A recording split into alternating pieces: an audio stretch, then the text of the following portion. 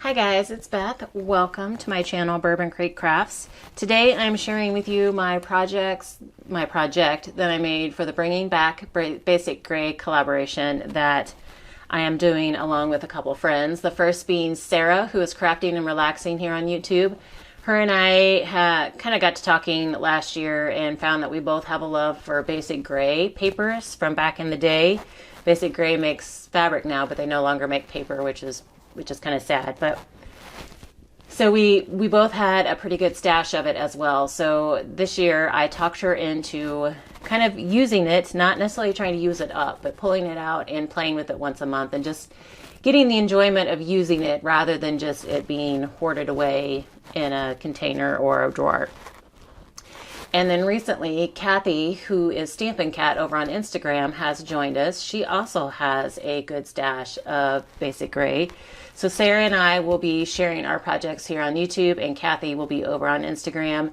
Their links will be in the description box below, so you can for sure go check them out. So this month for Basic Grey, I pulled out two coordinating papers from my stash. I have it's from the Olivia line. I'm assuming they're both from the same line because the colors coordinate really well.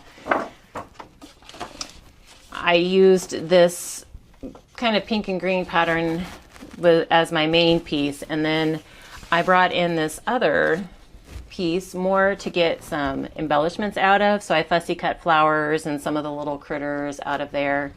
And then I also used the back side, which is kind of like a deep salmony type pink, almost like a salmony pinkish red. And so I used that in a couple different places as a solid. I don't normally use more like this pattern paper as a full background, like, you know, my base page. Normally I just kind of use cardstock and then bring in the pattern kind of in different ways. But this time, since Basic Grey is fairly thick, I decided to go ahead and use that as my base page just because I wanted a lot. I really liked that pattern, and so I wanted as much as I could on my page. And then this is that back side. I had a scrap of that because I don't throw scraps of Basic Grey away. I save it all because that way I can make it last and use it to the best of my abilities.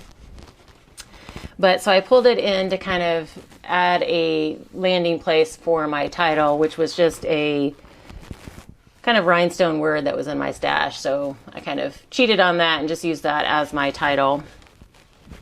And then I also pulled in another scrap that I had down here, and I used it to kind of ground. These are the flowers that I fussy cut from that other pattern. So I have 3 large flowers and then several leaves that I fussy cut, and just kind of use that as a grouping at the bottom of my pictures here. And then here are the little critters. I kind of group them together up here at the top. Got green ones kind of hard to see there peeking out behind the label. I was able to get a full one of those little white guys, almost like a pig maybe. Almost looks like that could be a cat, a pig, and a bunny. And she was only a partial piece, so I just had her peeking out from the top of the picture. Because I just kind of wanted to make it kind of whimsical and childish, but still pretty at the same time, just because the pictures of Avery were, you know, she's pretty little thing, almost in a little ballerina outfit. So those are kind of what I used to embellish. And then I had a two sheets of Martha Stewart labels that I wanted to use up. All I had left was the brown one. And so I kind of brought those in here just to kind of ground the page a little bit. Since it was all like pinks and greens, I wanted something kind of not just solid, but like deeper. So I added one up here that I used as a background for this little girl. I assume it's a girl.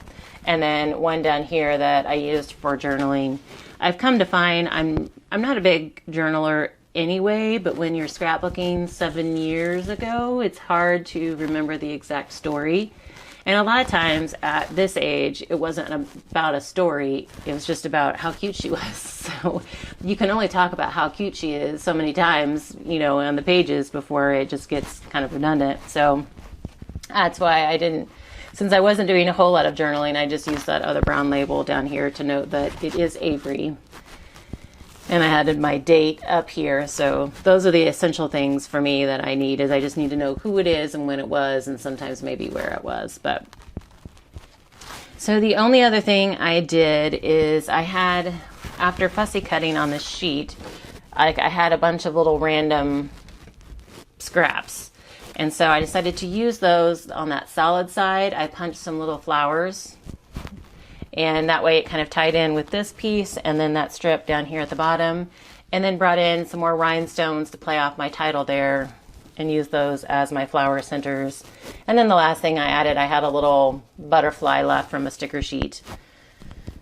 And so that was on my desk to get used up. So I just threw that on there because the color is kind of tied in. So that is my share this month. I just have one layout, but I feel like I really enjoyed using the paper, like, you know, highlighting these pretty flowers and the little creatures, and the challenge of making this page, you know, like I said, whimsical and childlike, but still like beautiful. So hopefully you guys think I accomplished that as well.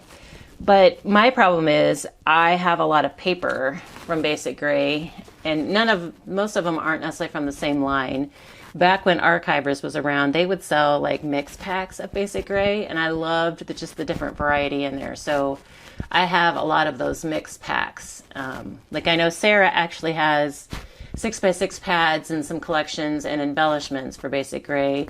I know Kathy has a mix of like 6x6 and 12x12. I don't know if she has any embellishments. So you're going to be seeing, even though it's all Basic Grey, you're going to be seeing kind of a variety of projects between the three of us. So in mine, since I don't have embellishments, I'm trying to use, you know, the paper as embellishments when I can, because sometimes it's hard to match colors to these vintage or distressed Basic Grey patterns and colors. So anyway, sorry for the ramble, but that is my project for this month.